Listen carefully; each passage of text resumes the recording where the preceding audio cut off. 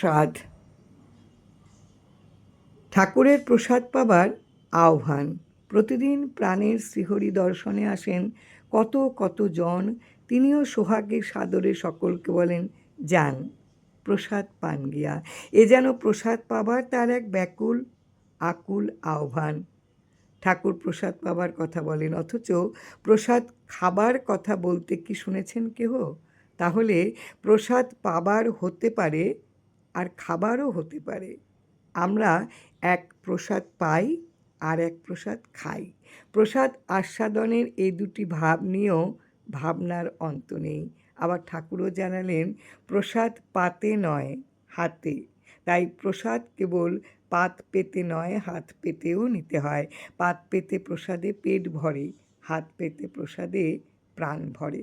আর এই প্রাণ ভরাতে দুহাত পেতে তার কাছে ভিক্ষা করতে হয়, তারই করুণা প্রসাদ কর্ণিকার।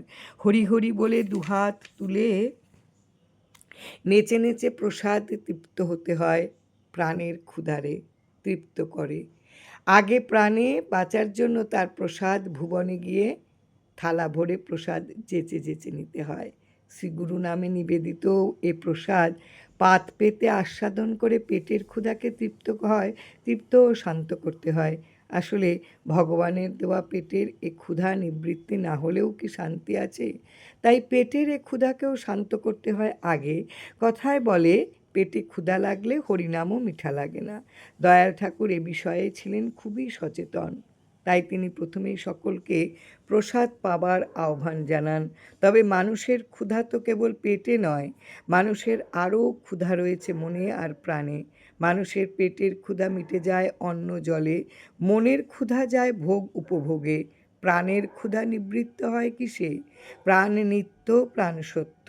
তাই প্রাণের জন্য চাই নিত্য সত্য প্রসাদ। ঠাকুর বলেন, নাম সত্য, নাম নিত্য। তাই প্রাণের জন্য চাই দয়াল ঠাকুরের নাম প্রসাদ। আনন্দময় নাম, রসময় নাম, আনন্দ রসে ভরিয়ে দেন প্রাণ।